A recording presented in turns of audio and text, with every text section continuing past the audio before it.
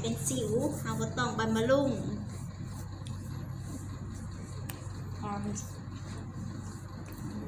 โยคือทาแห้งเบาเลยเด้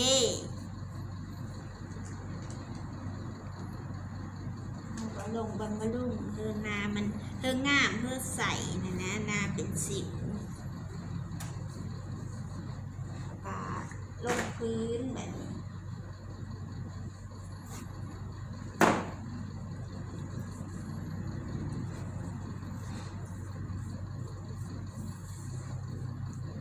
เผลอถ่ายเผลอปาก อ้าวเนี่ยมันติดเดี๋ยวก็คอยเอาลิปเอาเห็นได้เลยจ้ะอะไรง่าย พูดมือพนัก หากระเห็นนี่เห็นหากว่ายกอันนี้ก็จะมดแล้วนี่ซื้อไม่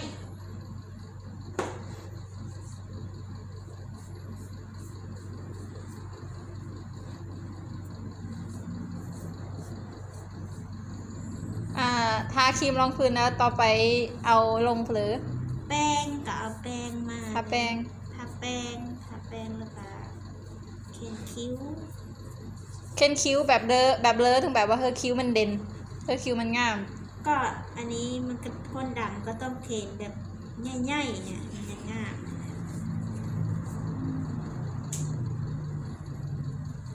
หาเผลอ ๆอาถุง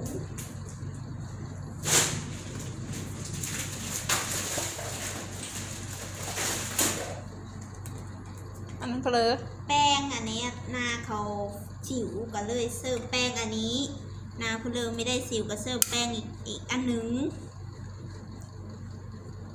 มือพนักเป็นคอยเขามีกล้าเธอแต่งเบิ่งมาแห้ง มันก็ไม่ได้แห้งนี่ล่ะ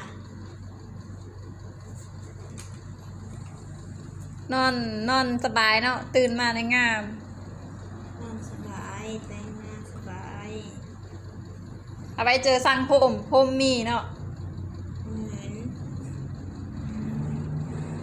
เคยแต่งหน้าให้จักคนละ 5 คนเลยได้ 5 คน แต่งเธอ มีแต่คนจองคิ้วอ่ะ มีจองคิ้วเธอแต่งแต่บางเธอก็ไม่ได้เวลา ไม่เผลอไม่ได้เวลา ต้องจองลวงหน้านะถ้าเนี่ยเธอแต่งจองปุ๊บมันไม่ได้เด้คนอื่นเขาอีก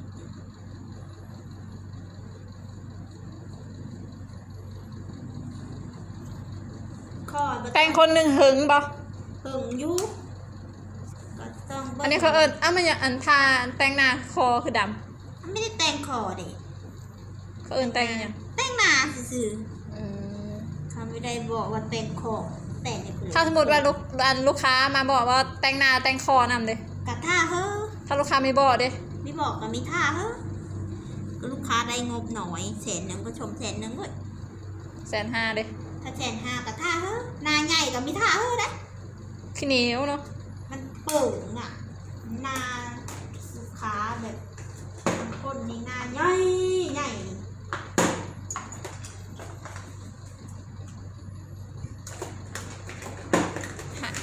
ต่อไปลงเพลอ ก็แคนคิ้วแบบนี้อ่ะ เค้นคิ้ว คิ้วก็ต้องเหลาก้อนมันนะ เราดินสอ เหลาลิ้นสอนี่แหละลิ้นสอเขียนคิ้ว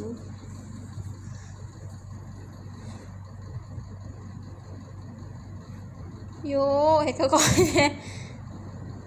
เพื่อจะกลับไปแต่งหน้าเห็นแห้งพูด มันไม่ได้แห้งเปเลอร์ได้หรอหน้ามันนั้นซื้อเลยเนี่ย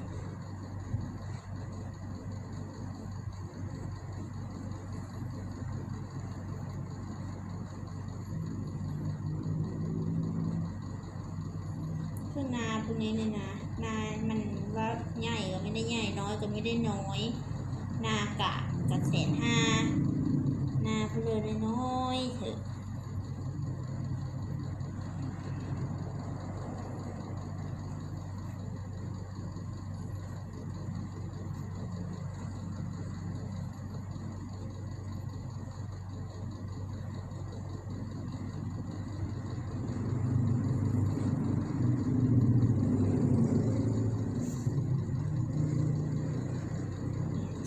ผู้ดี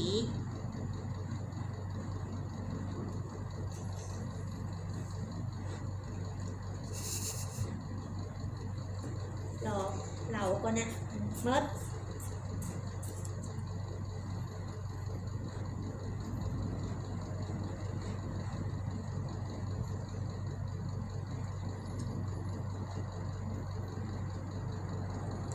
แต่ต้องถามลูกค้าได้ลูกค้านี่เขาว่าเขาจะได้ง่ายหรือเอสเขาง่ายถ้าลูกค้าคนหนึ่งเขาเลยบอกว่าจะได้พอดีกับเอสพอดีแต่งงานนี่ก็ถ้าลูกค้าบอกว่าเอาเบื้องหน้าเอาแบบเลิกอะเอาแบบนั้นกับเอสมือ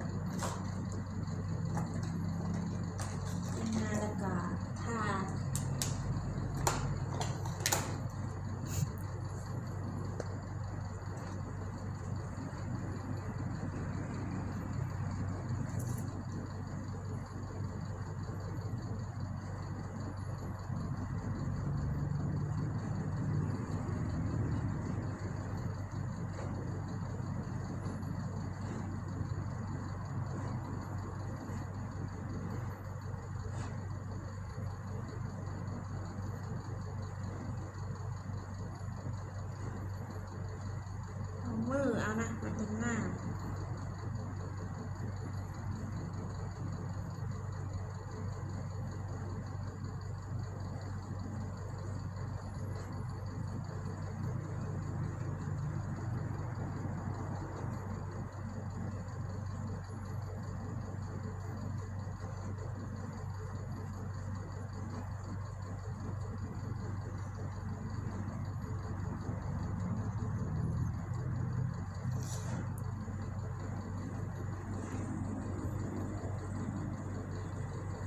กูดังมันมีแหลมมือแดกขอโทษ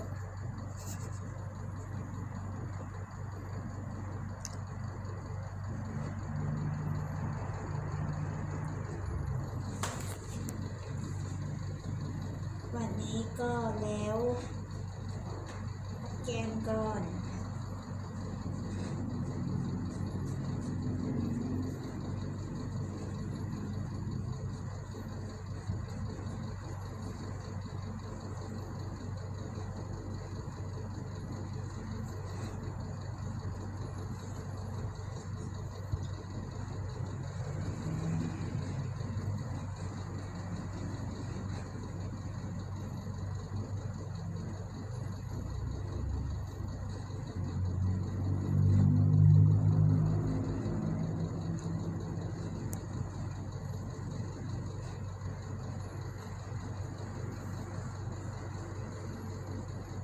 อ้าวไอ้เพลือหน้าผากแดง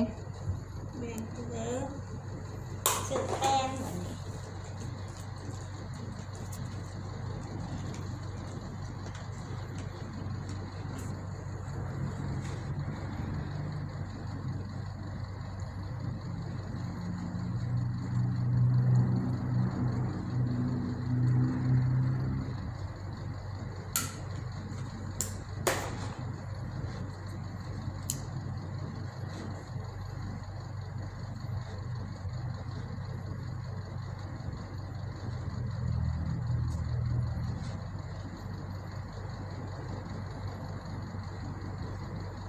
ลิปแล้วอันนี้ก็ค่าจะติ๊กแล้วก็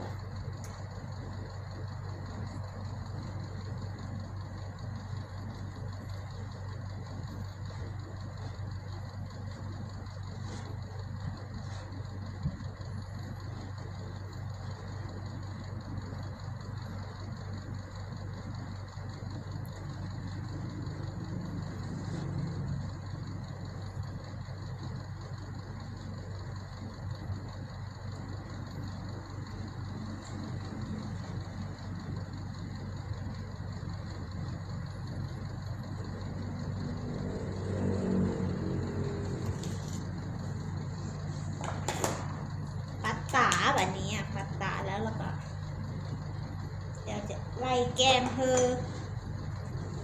อาปะเนี่ยมื่นตาห้ามรับเด้อ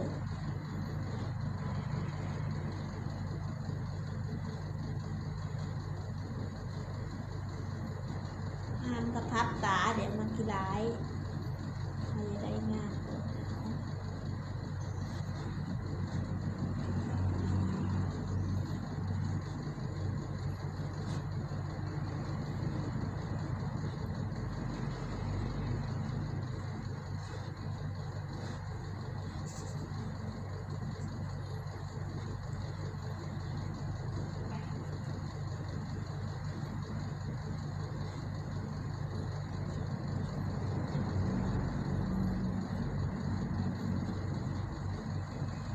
ก็เห็นจบ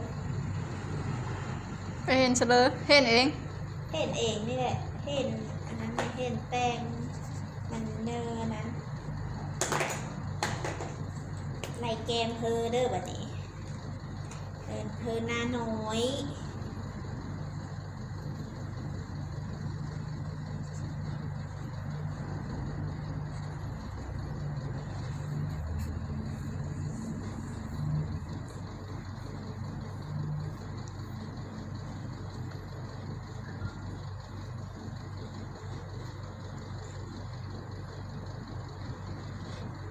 ไม่ได้ดักค่ะเอาเอ็นเธอให้เธอดักแล้วบัดนี้ลุกขึ้นเบิ่งง่ามง่ามบอกง่ามแล้วมีโชเฟอร์แบบนี้งามเลยค่ะงามบอกเจอบอก